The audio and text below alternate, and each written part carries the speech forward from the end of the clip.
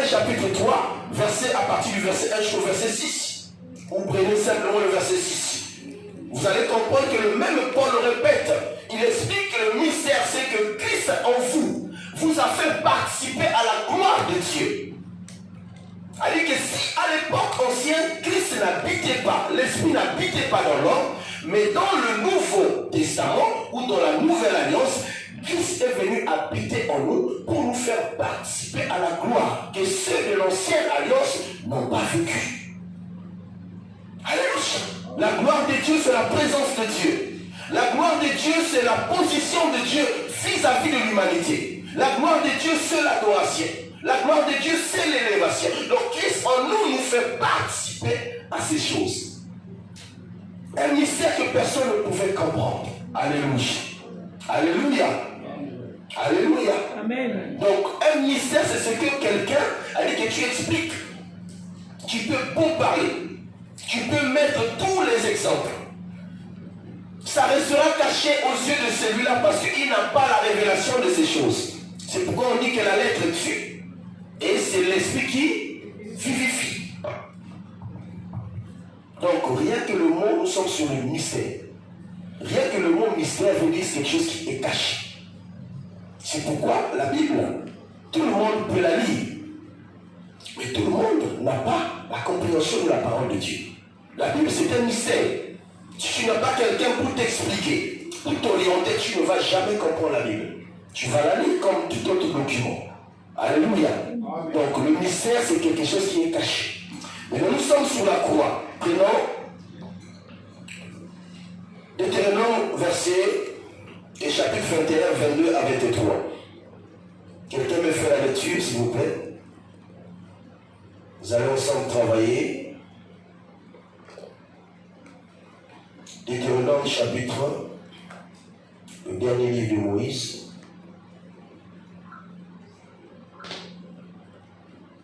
Genèse, Exode, Lévitique, Nombre, Deutéronome, qui veut dire la répétition de la loi. Deutéronome, qui veut dire la répétition de la loi. Oui. 21, verset 22 au verset 23.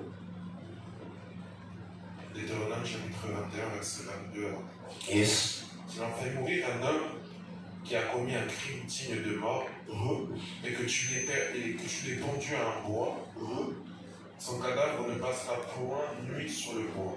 Son cadavre ne passera point nuit sur le bois.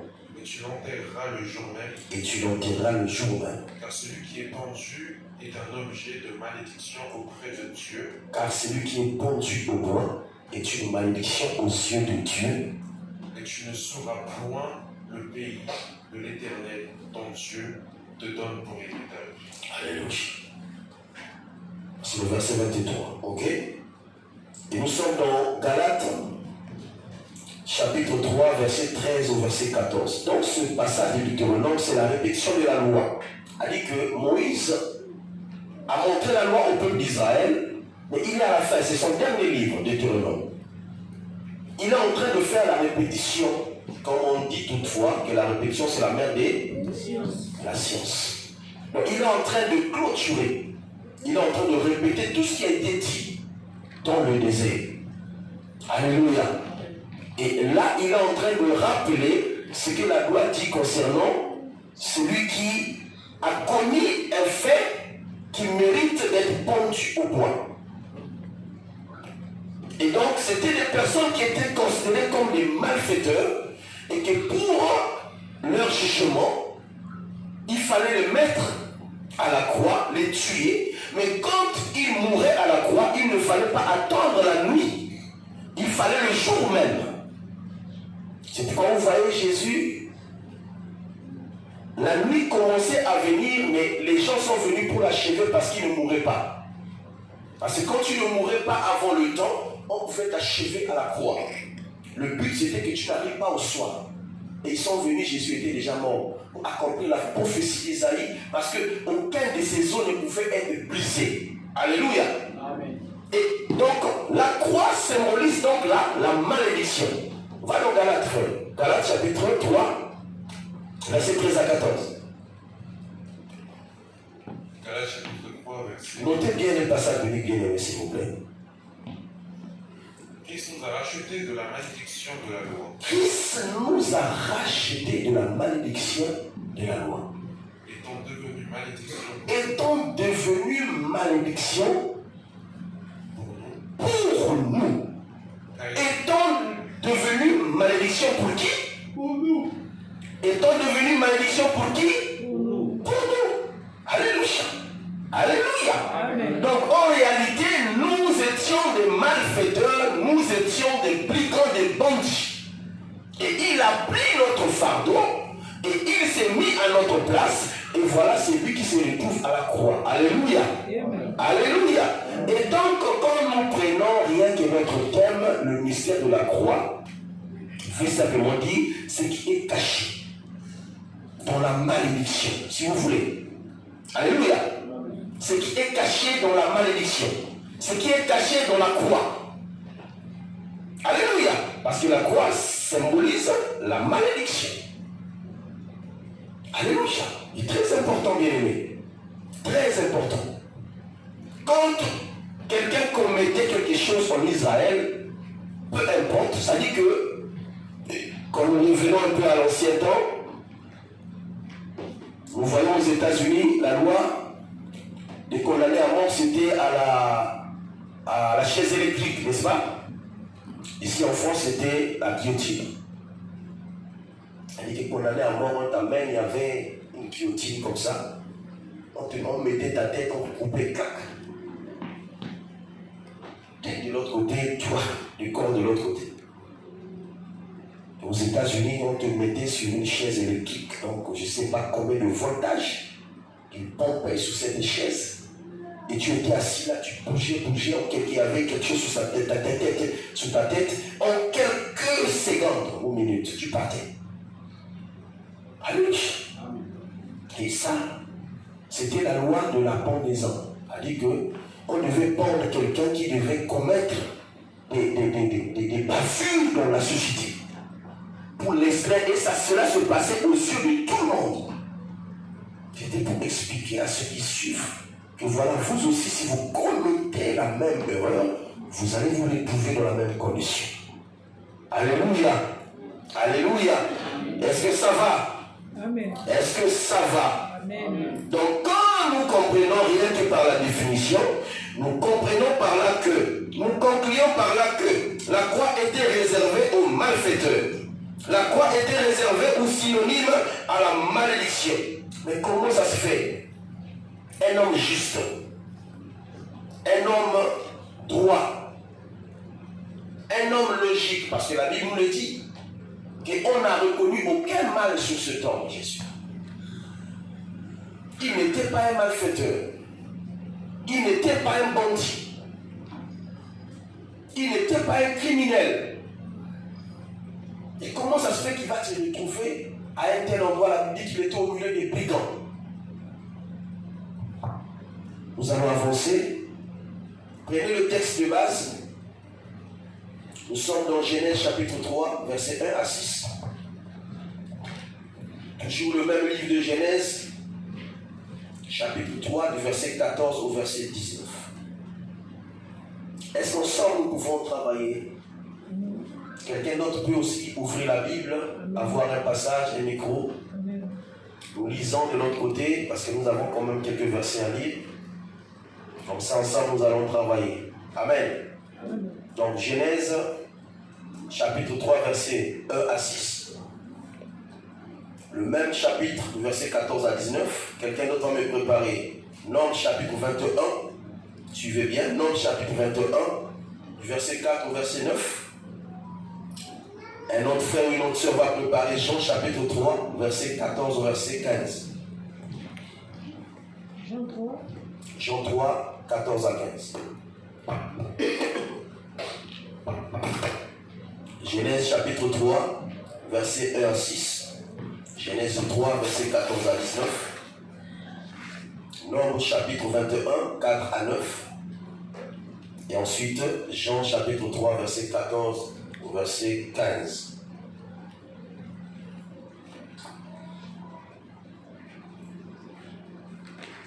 On peut lire s'il vous plaît. Genèse chapitre 3, verset 1 à 6. Genèse chapitre 3, verset 1 à 6. Vamos. Le serpent était le plus rusé de tous les animaux du champ. Le serpent était le plus rusé de tous les animaux du champ Que l'Éternel Dieu avait fait. que l'Éternel Dieu avait fait. Il a dit à la femme. Il a dit à la femme, Dieu a-t-il réellement dit, Dieu a-t-il réellement dit, vous ne mangerez pas de tous les arbres du jardin? vous ne mangerez pas de tous les arbres du jardin? Mensonge. La femme répondit au serpent, nous mangeons du fruit des arbres du jardin. Oui. Mais quant au fruit de l'arbre qui est au milieu du jardin, Dieu a dit, vous n'en mangerez point, et vous n'en mangerez point et vous ne toucherez point, de peur que vous ne mouriez. Alors le serpent dit à la femme, vous ne mourrez point. C'est lui le chef maintenant. Mais Dieu sait que le jour où vous en mangerez, vos yeux s'ouvriront, Yes. mais que vous serez comme des dieux, connaissant le bien et le mal. Yes. La femme vit que l'arbre était bon à manger et agréable à la vue, et qu'il était précieux pour ouvrir l'intelligence.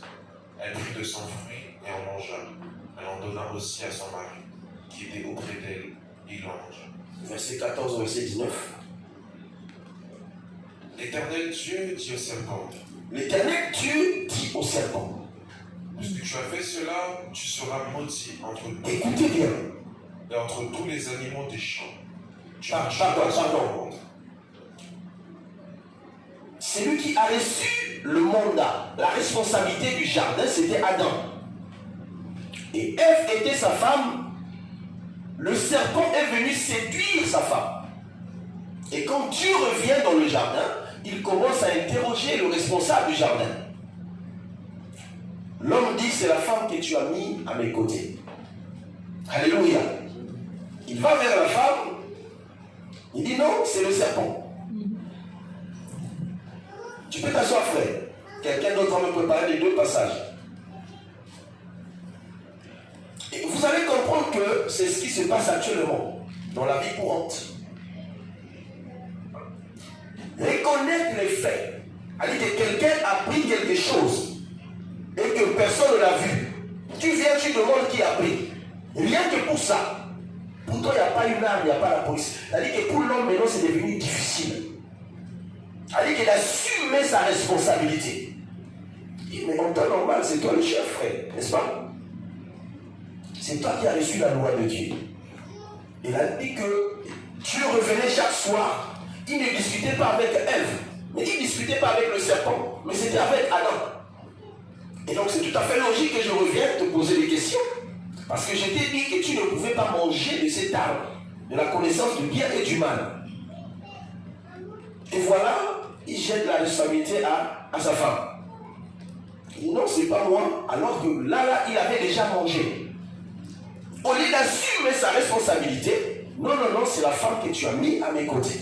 Je dis ok, Dieu va vers la femme pour essayer d'écouter, peut-être que la femme aussi va essayer de l'éclairer au sujet parce qu'il le savait déjà. Il va demander à la femme, mais pourquoi tu dis non, c'est pas moi, c'est le serpent. Alléluia. Alléluia. Est-ce que nous suivons? Et vous voyez à partir du verset 14, Dieu maintenant va faire descendre la sentence. Et la sentence ne commence pas par Adam, il va commencer par le serpent. La source. Alléluia. C'est très important ces éléments dans la Bible. On ne commence pas par 2 si nous n'avons pas commencé par 0. On ne va par 5 tant que nous n'avons pas commencé par 1. Amen. C'est le principe simple qui fait que nous puissions échouer dans beaucoup de domaines. Dieu va donc regarder le serpent et écoutez ce qu'il va dire au serpent. Il dit, quand tu as fait cela, à partir de ce jour, tu vas commencer à ramper. Parce que ce n'était pas la forme initiale du serpent. C'était un animal parmi tant d'autres animaux. C'est la malédiction, c'est la sentence de Dieu qui a changé la forme du serpent. À partir de maintenant, tu vas commencer à ramper et tu vas te nourrir de la poussière. Et il ajoute encore, je mettrai une inimitié entre la femme et le serpent. Vous connaissez ce que ça veut dire, inimitié, n'est-ce pas? Hein? C'est quoi inimitié? C'est pas une inimitié. Une mésentente, pardon? Hein? Voilà, il n'y aura pas entendant, mésentente, contradiction, tension. Je mettrai inimitié entre toi et le serpent. Il ne s'arrête pas là, entre la descendance de la femme et la descendance du serpent. Donc ce n'est pas quelque chose qui va s'arrêter aujourd'hui. Alléluia. Mais nous savons bien que l'homme, dans la version originale, est appelé Adama, c'est la poussière. Donc Dieu est en train de, comme, remettre l'homme entre les mains du serpent. Le serpent n'est qu'une image. En réalité, en lui, c'est Satan. Amen. Donc, en quelque sorte, le pouvoir que je t'ai donné, je le retire, mais non, voilà, celui qui va régner sur toi, ce ne sera plus moi, c'est Satan qui va régner sur toi. Alléluia. C'est Satan qui va régner sur toi. Après, il arrive chez la femme qui avait mangé. Il dit, je vais remonter la douleur de ta souffrance. C'est-à-dire que quand tu iras dans la maternité, tu vas vraiment souffrir. Alléluia. C'est pas ici où, quand il y a la douleur comme ça, il faut mettre le péridurale pour calmer un peu la douleur. Non, c'est biblique. Ça fait partie de la sentence de Dieu. Et après l'homme, il dit, je maudirai la terre à cause de Dieu. La terre va, tu vas travailler, mais la terre va te produire des épines. Comprenez la gravité de la situation. Alléluia. Amen. Je suis en train de vouloir, aujourd'hui, nous présenter les serpents dans la Bible. Pour comprendre pourquoi nous parlons du serpent dans la parole de Dieu. D'autres disent que c'est l'image de Satan, d'autres disent que nous prenons l'image de Satan, on peut parler de Jésus toujours dans le même serpent. C'est pourquoi nous parlons de mystère caché. Alléluia. Alléluia. Amen. Où est-ce que nous sommes ensemble? Amen. Le deuxième passage. Nombre chapitre 21, 4 à 9. Donc par là, nous comprenons que le serpent était aussi l'image du... Oui, aussi. Le diable qui est l'image du péché. N'est-ce pas? Donc quand on parle du serpent, automatiquement on voit le serpent ancien. C'est pourquoi Paul parle du serpent ancien. Et le serpent ancien, c'est celui qui a introduit le péché dans le jardin. Là où il y avait la pureté, là où il y avait la sanctification, il est venu avec son impureté, il a introduit. Alléluia. Donc quand on parle du serpent, automatiquement nous voyons Satan, nous voyons le péché. Mais attention, le serpent n'est pas égal à Satan. La Bible dit que notre Seigneur, le Dieu est esprit, et que ceux qui l'adorent, l'adorent en esprit et en vérité. Satan aussi est un esprit. Mais seulement pour opérer, il a besoin d'un corps. Comme Dieu pour opérer sur la terre, il a besoin de ton corps. Alléluia. Donc quand tu vois un serpent, ne pense pas que le serpent c'est Satan. C'est un animal. Alléluia. Voilà, nous partons le deuxième passage. Donc 21, 4 à 9. Nous allons comprendre petit à petit. Nombre 21, 4 à 9. Oui. Ils partirent de la montagne des Hors. Ils partirent de la montagne de Hor. Par le chemin de la mer Rouge. Par le chemin de la mer Rouge. Pour contourner les pays d'Édom. Pour contourner le pays d'Édom. Les peuples s'impatientant en route. Le peuple s'impatienta. Et parlant contre Dieu et contre Moïse. Parlant contre Dieu et contre Moïse. Pourquoi nous avez-vous fait monter à Hor? Pourquoi nous avez-vous fait monter à Hor d'Égypte? J'étais hors d'Égypte. Pour que nous mourions dans le désert. Pour que nous mourions dans le désert. Car il n'y a point de pain. Car il n'y a point de pain. Et il n'y a point d'eau. Il n'y a point d'eau. Notre âme est dégoûtée de cette misérable vie. Notre âme est dégoûtée de ce misérable ou de cette misérable vie. C'était quand même difficile, hein? Alléluia. Alors les l'Éternel envoya contre le peuple le serpent brûlant. Alors, le Seigneur envoyant vers le peuple le serpent brûlant. Oui. Ils maudirent le peuple et il mourut beaucoup de gens en Israël. On dit le peuple et il mourut beaucoup de gens en Israël. Le peuple vint à Moïse et dit. Le peuple, ce même peuple vint vers Moïse et lui dit. Nous avons péché. Nous avons péché. Car nous avons parlé contre l'Éternel. Car nous avons parlé contre l'Éternel et contre toi, ô Jésus. La repentance, nous retrouvons la repentance. Ils ont mal parlé et ils ont compris que le serpent brûlant était du fait qu'ils avaient péché. Ils sont vite devenus voir Moïse pour trouver la solution, la repentance. Oui. Prie l'Éternel afin qu'il éloigne de nous. Prie l'Éternel afin qu'il éloigne de nous ce serpent brûlant. Moïse pria pour le peuple. Moïse pria pour le peuple. L'Éternel dit à Moïse. L'Éternel dit à Moïse. Fais-toi un serpent brûlant. Fais-toi un serpent brûlant. Fais-toi un serpent brûlant, oui. Et place-le sur une perche. Et place-le sur une perche. Quiconque aura été mordu. Quiconque aura été mordu. Et les regardera. Et les regardera. Conservera la vie. Conservera la vie. On va s'arrêter là. Dans d'autres versions, c'est le serpent d'airain. Dans d'autres versions, serpent de bronze. Mais ici, ce qui nous intéresse, c'est le mot serpent. Alléluia. Le troisième passage, Jean chapitre 3, verset 14 à 15.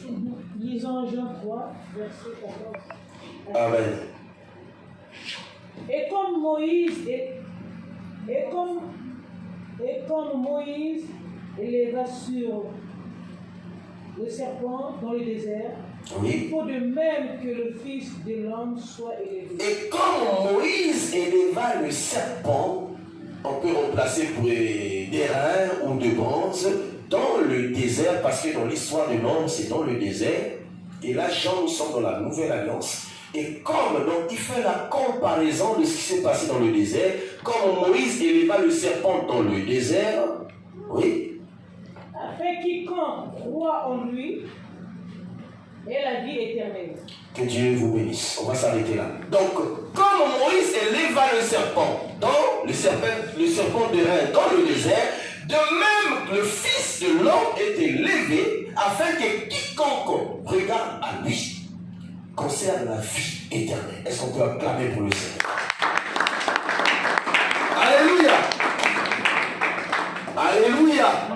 Et dans l'ordre, nous comprenons qu'il s'est passé quelque chose. Lisez même le chapitre, à partir du chapitre 20, vous allez comprendre que le peuple d'Israël est en pleine marche, en train d'arriver à Canaan.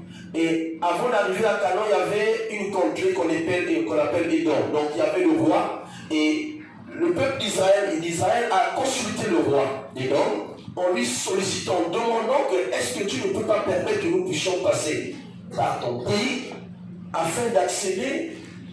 C'est à peu près comme la conquête de Jéricho.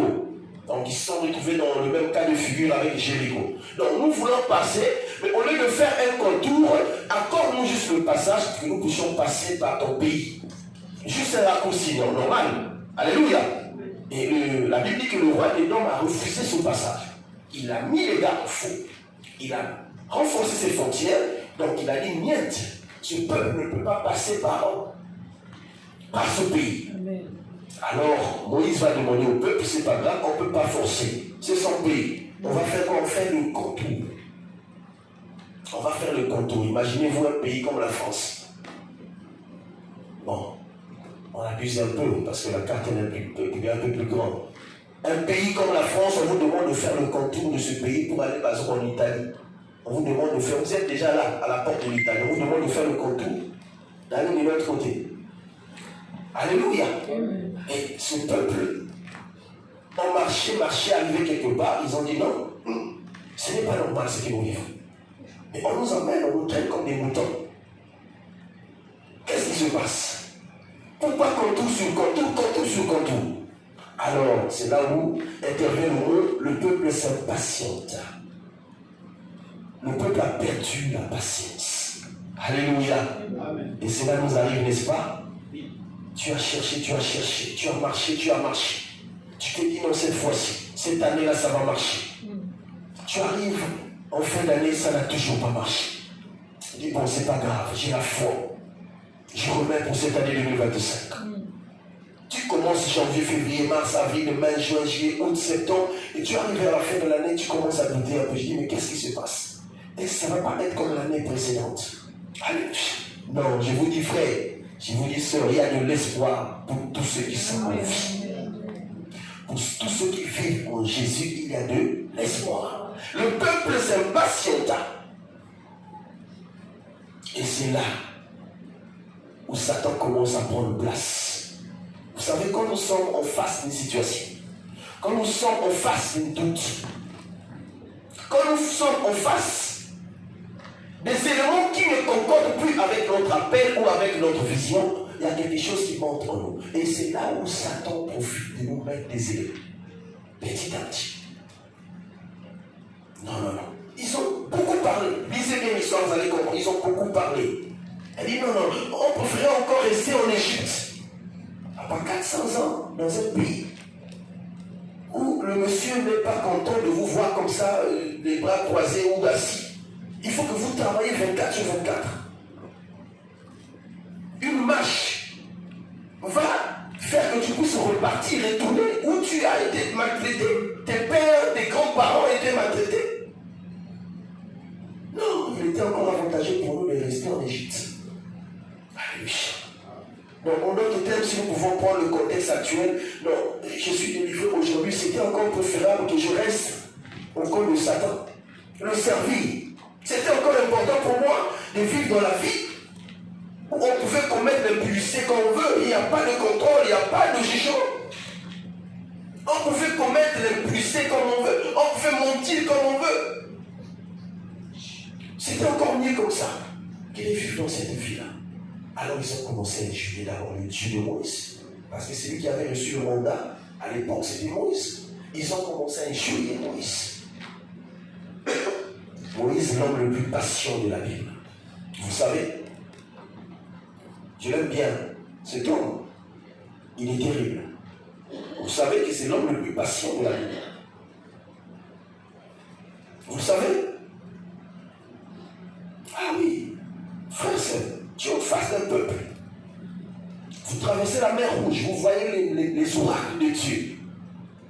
Déjà à la sortie d'Égypte, le fait de vivre les types, les grands miracles en Égypte, Dieu vous accorde. Satan est plutôt, Pharaon libère son cœur et dit non, allez-y. Vous n'êtes pas convaincu, vous partez. Vous arrivez en face d'un obstacle, la mer Rouge. Et Dieu sépare la mer en deux, vous le traversez. Vous n'êtes toujours pas convaincu. Il y a une puissance qui vous accompagne. Vous arrivez sur la montagne d'Horeb. Il y a des miracles, il y a la loi qui arrive. Et vous avez sur vous une colonne de nuée, une colonne de feu la nuit. Vous n'êtes toujours pas convaincu. Il y a des fois vous avez soif. Vous n'avez pas d'eau puisque dans le désert il n'y a pas de boutique, il n'y a pas de magasin, il n'y a pas de source d'eau. Et par le rocher, Dieu vous nourrit, Dieu vous donne de l'eau. Vous avez la manne qui tombe du ciel. Hey! Alléluia. Alléluia. Alléluia. Et Moïse était là. Un homme, il est regardé. Pourtant, Moïse, quand vous regardez sa vie, il n'a pas vécu avec eux. Pendant ces 40 ans, il était avec Pharaon. Donc, il avait la maîtrise de l'Égypte, qui est la maîtrise de la vie d'Abraham, d'Isaac et de Jacob. Il a grandi avec la culture égyptienne. Il est regardé comme ça. On est injurié, je ne sais pas. La Bible ne mentionne pas quelle sorte d'injure. Vous pouvez imaginer, quand quelqu'un est fâché, on montre une seule personne, mais tout un peuple fâché contre toi, frère. Il y avait toutes les injures. Il y avait ses enfants, il y avait sa femme. Ils écoutaient ça. Et Moïse était là. Et vous savez que Dieu est allé même sur le point de demander à Moïse de faire un compromis avec Moïse en lui disant, je vais prendre la promesse que j'avais faite à Abraham, je vais donner à toi. Moïse a refusé. Elle dit non, si tu le fais, ce peuple, ou tous ceux qui ont vu ce qui se passe, ils diront que tu es un menteur. Garde la promesse pour Abraham. Laisse-moi faire ce que j'ai à faire. Alléluia. Est-ce qu'il y a encore des hommes comme ça ici? Est-ce qu'il y a encore des femmes comme ça? Tu reçois des injures, les gens parlent mal de toi. Tu regardes, et tu laisses Dieu faire les choses. Laisse Dieu faire les choses. Vous savez, c'est difficile, autant qu'humain, de recevoir des coups. De ceux parfois que tu as portés. Parce que ce n'est pas souvent, chez nous, souvent c'est le coutume. C'est souvent ceux que tu as aidés, que tu as vraiment portés dans ton cœur. Et commencer à vouloir te faire des choses. Et tu es là, tu observes. Est-ce qu'il y a encore des frères et sœurs comme ça qui supportent ça? Alléluia. Parce que si Moïse se mettait au même pied d'égalité que le peuple, cette mission devait être annulée. Alléluia. Et Moïse était bien conscient de cela. Parce qu'il n'y avait que lui. Alléluia. Vous êtes un leader quelque part. Dieu vous a appelé pour une mission. Dieu vous a appelé pour une vision. Dieu sait qu'il n'y a que vous pour accomplir cette vision. Et si vous êtes devant une polémique, devant des injures, et que vous vous mettez à même pied d'égalité que ceux qui vous injurent, vous perdez ce que Dieu vous a donné comme appel. Alléluia. Vous allez voir que dans la suite des temps, effectivement, Moïse a perdu. Parce que l'homme le plus patient, quelque part, c'était patienté aussi. Alléluia. Et Dieu a pris sa vie sur la montagne. Il a dit, c'est moi qui t'enterre. C'est moi-même qui te tue. C'est moi-même qui te tue. Mais le problème là, c'est quoi? C'est que quand il s'impatienta, alors, par ce péché, Dieu permet qu'il ait des serpents brûlants. Et ces serpents brûlants vont commencer à mordre chaque hébreu. Et la Bible est claire que ce serpent, quand il mordait, frère, peu importe ta force, les minutes qui suivaient, cadavre. Alléluia. Vous savez que ce peuple-là, la Bible dit que c'était le peuple Akourède, donc les plus têtus depuis l'existence de la terre. C'était un peuple compliqué. Voyez-vous les miracles que nous venons de mentionner? Même si c'était toi à leur place. Alléluia. Non, avec qui devait avoir quelque chose. La Bible dit que c'était un peuple Akourède. Donc tu pouvais faire tout ce que tu veux. Et tant qu'ils n'étaient pas convaincus de ce que tu faisais, ils ne pouvaient pas accepter. Le serpent a commencé à mordre. Il voyait les cadavres, un cadavre, deux, trois. Ah, c'était sérieux. Vous savez qu'il n'y a personne qui veut mourir, n'est-ce pas? Tous veulent vivre. Quand ils ont vu ça, à chacun son tour, alors ils sont venus directement voir Moïse. Et c'est là où nous parlons du serpent d'airain. Moïse, à son tour, il va aller voir celui qui l'a mandaté, celui qui l'a appelé. Tu as un problème, mon frère, ma soeur. Tu as un problème, peu importe la gravité. Il ne faut jamais regarder aux hommes. Jamais regarder au peuple. Jamais regarder à la foule. Ce n'est pas la majorité qui compte. Vous savez, pour avoir les députés, on compte la majorité. Notre Dieu, il agit dans la minorité. Même si c'est 15 000 personnes qui t'accusent, s'il y a une seule personne qui est avec toi, ça ne veut pas dire que tu as commis quelque chose. Alléluia. Alléluia. Moïse est allé consulter Dieu. Il dit, Seigneur, voilà, c'est toi qui m'as appelé. J'ai refusé pour moi cet appel. J'ai vraiment refusé. Il a rappelé certainement ce qui s'est passé sur la montagne d'Oreb. Tu m'as dit, voilà, j'ai dit non, je ne peux pas. J'ai dit même que je n'ai pas la langue facile, je ne pourrais pas parler. C'est toi qui as insisté, tu as mis à côté de moi Aaron. Mais regarde ce qui se passe. Regarde ce qui se passe. Mais non, moi, j'étais tranquille dans le pays de Mathieu avec mes deux enfants, avec ma femme. Regarde ce que mes enfants écoutent de moi. Regarde ce que ma femme écoute de moi.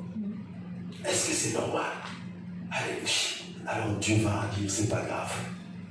Prends un serpent. Fabrique un serpent d'airain que tu vas mettre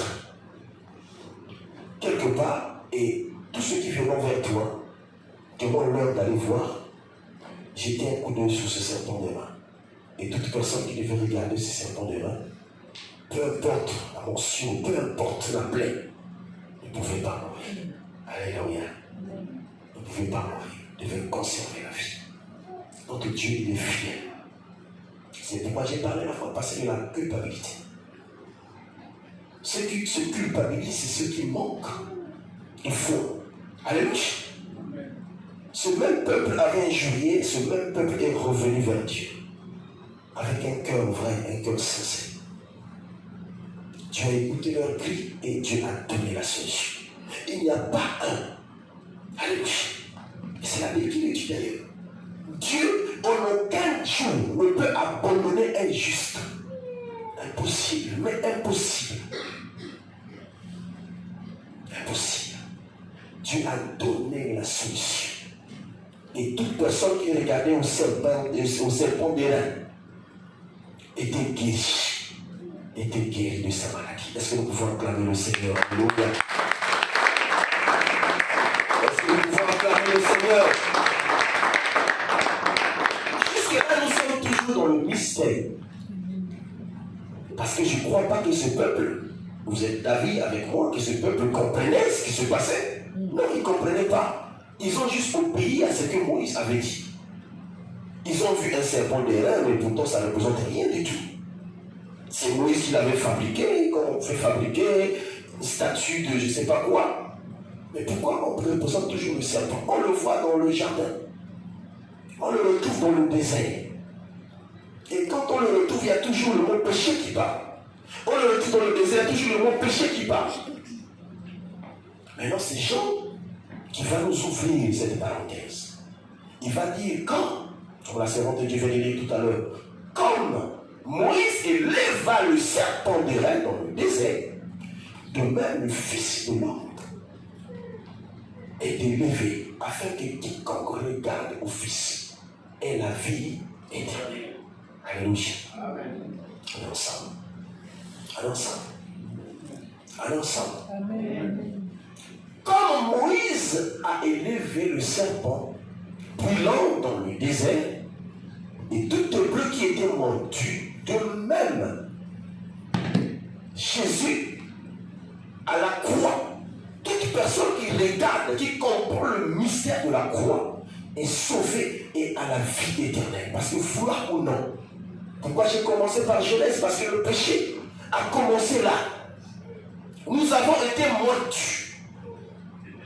Parce que personne n'est né chrétien. Nous le devenons quand nous recevons Jésus comme Seigneur et Sauveur. Nous sommes nés dans le sang adamique. Alléluia. Et comme nous venons d'Adam le premier, nous sommes nés dans le péché d'Adam. C'est pourquoi Psaume 51, c'est David qui dit, je suis conçu dans le péché, je suis né dans le péché.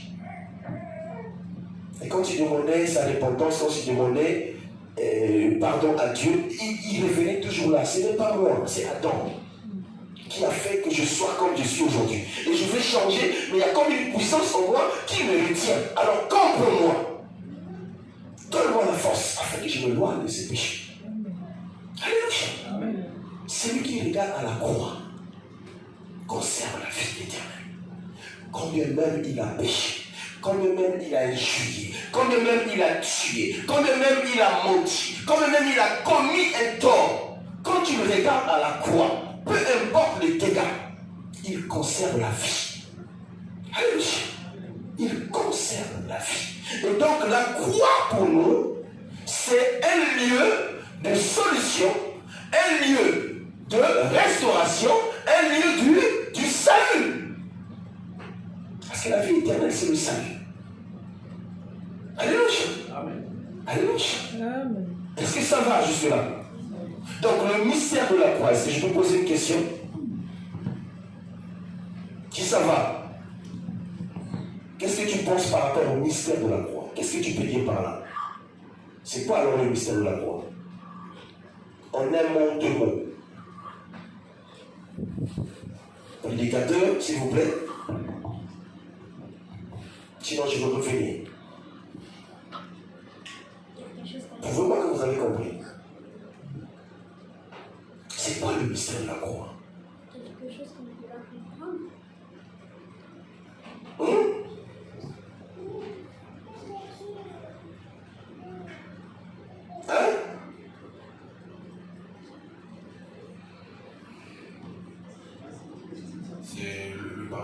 péché?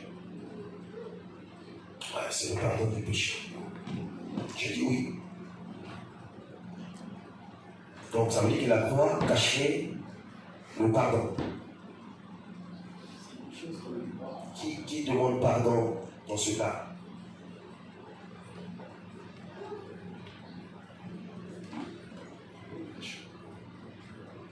Moïse a élevé le serpent de rein et Jean nous répète que comme il a élevé le serpent, il est en train de vouloir nous dire que c'était comme une préfiguration, une programmation que Dieu avait faite pour les nations.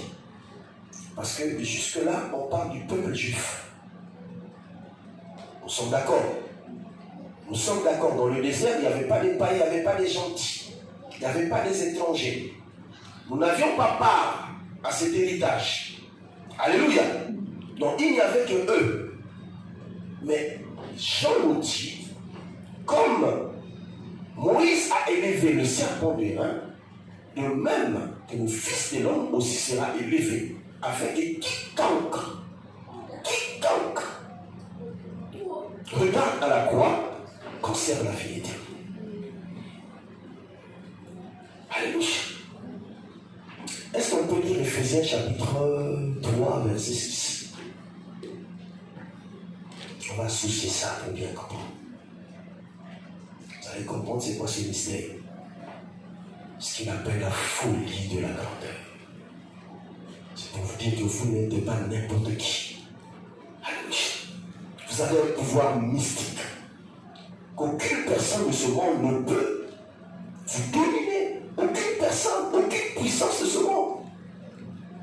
Parce que vous avez plus que celui qui est dans ce monde. Ephésiens chapitre 3, verset 6. Oui. Ce mystère, c'est que les païens sont pas riches. C'est que les païens, oh Jésus, j'aime ça. C'est que les païens sont. C'est qui les païens?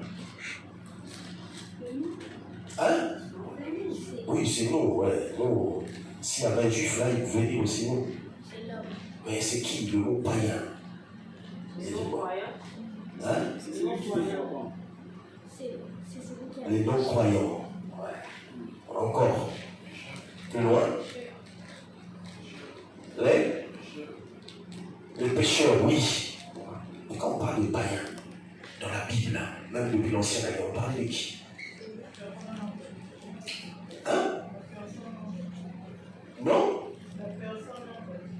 Une personne non baptisée, oui, mais non baptisée, mais encore une autre. Non? Hein? Yes! Est-ce qu'on peut acclamer le Seigneur? Une personne non baptisée, une personne non circoncis. Donc les incirconcis. Ah, c'est bien. C'est pourquoi il faut beaucoup lire. Beaucoup lire. Un païen, ça dit qu'à l'époque, le mot païen n'est pas venu dans la Nouvelle Alliance. Ça existait depuis l'Ancienne Alliance. On les appelait les incirconcis. Il n'y avait qu'un seul peuple qui était circoncis. C'était le peuple d'Israël. Ils avaient la loi, l'alliance que Dieu a fait avec Abraham, c'était la loi de la circoncision. Donc on reconnaissait un hébraïque, un hébreu plutôt, par rapport au serment de la circoncision. Et tout le reste du peuple n'était pas circoncis. Pourquoi on les appelait les incirconcis? Vous voyez David devant Goliath, il dit, mais quel est cet homme? Quel est cet incirconcis qui s'amuse à injurier l'armée de l'Éternel? Alors que quel est en d'autres mots celui qui n'a pas appelé, qui peut s'amuser à injurier une armée que Dieu a appelée? Alors, parce que David savait ce qu'il était. Donc un païen, on l'appelle en d'autres termes les gentils, donc le peuple au-delà, ceux-là qui n'ont pas reçu l'appel de Dieu. Et là, Jean est en train de pousser le bouton plus loin. Il dit, ce n'est pas ce point. Vous voyez, parmi les 12 apôtres, il y en a un seul qui était pour les païens. C'était qui? C'était qui? Notre apôtre à nous, c'est qui? Pour les païens? C'était Paul. Voilà. Parce que, au temps normal, la mission était donnée seulement pour les Juifs. Le salut était venu seulement pour les Juifs. Et donc ce mystère-là, c'est venu annoncer au peuple ce qu'il dit dans Ephésiens chapitre 3, verset 6. Il dit, il est venu Jésus-Christ en nous, afin de nous un seul corps, afin qu'en Christ que nous puissions participer à la promesse. Quelle est la promesse? C'est la promesse d'Abraham. C'est la promesse d'Abraham. Alléluia. Ça veut dire que tel que ce peuple a reçu une promesse, parce que Dieu n'a pas fait une deuxième promesse, c'est la même promesse qu'il a fait. C'est pourquoi il a montré à Abraham. Il a montré les étoiles, il a montré le sable. Donc il y avait une descendance qui pouvait toucher, qui pouvait voir. Il y avait une descendance qui ne pouvait pas toucher, mais qui pouvait voir de loin. C'est nous l'église. C'est nous l'église de Dieu. Alléluia. Donc afin que nous puissions aussi participer à la promesse qu'il a faite à Abraham, afin que nous puissions être un seul corps, c'est pourquoi on parle du greffage, de l'olivier naturel et l'olivier sauvage à l'olivier naturel. On nous applique comme ça. Que personne ne te trompe. Que personne ne s'amuse à te diminuer tous les jours. Parce que c'est à toi de connaître ce que tu es. Alléluia. Si je regarde à la croix de Jésus, je sais que je suis sauvé. Si je regarde à la croix de Jésus, peu importe la morsure, peu importe les dégâts, peu importe les choses que j'ai commises, même contre Dieu, je conserve ma vie. Alléluia. Donc la croix cache un grand mystère. Et le mystère, c'est le salut de l'humanité. Le mystère, c'est la prospérité. Ça veut dire que la promesse qu'il a fait à Abraham, il a dit qu'en Israël, il n'y aura pas de stérile. Cette promesse-là, tu le prends, tu t'appropries de ça. Il n'y a plus de stérile dans ma maison.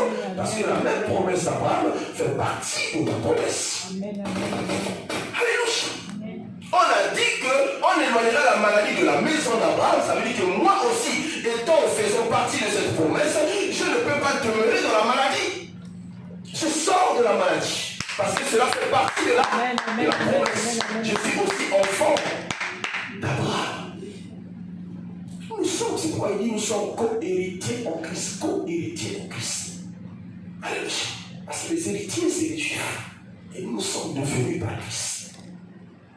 Tout ce qu'il a dit, depuis Genèse jusqu'à Malachie, quand je regarde à la croix, alléluia, je fais partie de cette promesse. Il a dit que l'homme mangera par la sueur de son front. Alléluia. Et donc, il n'y a pas question que je sois dans un tel pays, que je sois sans régularisation, que je ne sois sans papier et que je ne travaille pas parce que cela fait partie de la promesse. Je dois travailler avec mon propre document. Je dois travailler avec ma propre identité. Je dois travailler, je dois avoir des sous, je dois payer mon loyer, je dois payer ma provision avec mon argent. Parce que je regarde à la croix. Alors dis à ton frère, est-ce que tu regardes vraiment à la croix? Est-ce que tu regardes à la croix? Est-ce que tu as déjà regardé à la croix? Est-ce que tu as déjà regardé à la croix? Alléluia. Est-ce que tu as déjà regardé à la croix? Dis-lui avec conviction. Le serpent qui a dominé, qui domine encore jusqu'aujourd'hui. Et toute personne qui regarde à la croix conserve la vie. Amen. Ce serpent qui a dominé dans le jardin à cause du péché d'Adam, aujourd'hui ne peut plus dominer. C'est pourquoi la Bible dit, je le répète encore dans le livre de Romains chapitre 8, verset 1. Il n'y a plus de condamnation pour ceux qui sont en Jésus. Il n'y a plus de condamnation. Nous sommes libres. Alléluia. Et il faut maintenir. Le problème, c'est qu'il faut maintenir son regard sur Jésus qui est à la croix. Comprendre pourquoi il est décédé, pourquoi il est mort à la croix. Ce n'était pas parce qu'il était malfaiteur, c'est parce qu'il est mort. Il a pris le péché. Il a pris la condamnation qui était sur toi. Il s'est fait pécher. Et quand je le regarde, je conserve la vie. Alléluia. Les chants se mettent en place. Alléluia. Alléluia. Merci Jésus. Il est ici plus que le serpent. Vous savez bien que même Moïse, pour croire à la mission, c'était pas facile. J'ai fait un débat avec un frère. Il dit, mais Moïse ne pouvait pas croire qu'il pouvait avoir un nom plus fort que Pharaon. Il ne pouvait pas croire. Parce qu'il a vécu dans la maison de Pharaon. Et il a vu les Hébreux. Comment ils étaient faibles devant Pharaon. Alléluia. Donc Dieu ne pouvait qu'aller dans ce sens-là, de ce qu'il croyait, de la croyance de Moïse. Quand Moïse voyait le serpent. Quand vous voyez Pharaon, sous sa tête, il avait un serpent ici. Et ce n'est pas pour rien qu'il demande à Moïse de jeter son bâton, afin que son bâton se transforme en serpent. Et quand il arrive dans la mission, le serpent de Moïse a englouti le serpent de Pharaon. C'était pour rassurer à Moïse que oui, tu as vu le serpent, tu as vu une puissance, mais ici, il y a plus que serpent. Alléluia. Il y a plus que serpent. Il y a plus que serpent. Tu as vu la puissance, mais ici, il y a plus que puissance. Nous nous mettons debout. Alléluia. Tu vas commencer à élever ta voix. Tu dis maintenant, je regarde pas aux hommes. Je ne regarde pas aux hommes, je regarde au serpent. Je regarde à la croix comme ce peuple a regardé au serpent des reins. Maintenant, je jette mon regard. Alléluia. Je touche mes oreilles. Je touche mes oreilles. Maintenant, mon regard vers la croix de Jésus. Toi qui as donné ta vie, Jésus. Toi qui apportes la solution à tout problème. La solution n'était pas l'hôpital, n'était pas les médecins. La solution était la croix, Jésus. Je me souviens de cette femme qui avait beaucoup dépensé. Tout son superflu, avait dépensé, avait consulté les médecins. Mais la Bible dit qu'en touchant à la robe, on tue les gloires. Le sang s'est arrêté à l'instant. Merci Jésus. Tu vas commencer à élever ta voix. Et Seigneur, regarde à mon problème. Regarde à mon problème. Je regarde à la croix, Jésus. Prends soin de moi. Prends soin de mon problème. Regarde à tout ce qui m'entoure. Prends soin de ma famille. Prends soin de ma vision. Prends soin de mes projets. Au nom de Jésus. Commence à prier, demande à Dieu. Merci Jésus. Alléluia. Merci Jésus. Alléluia.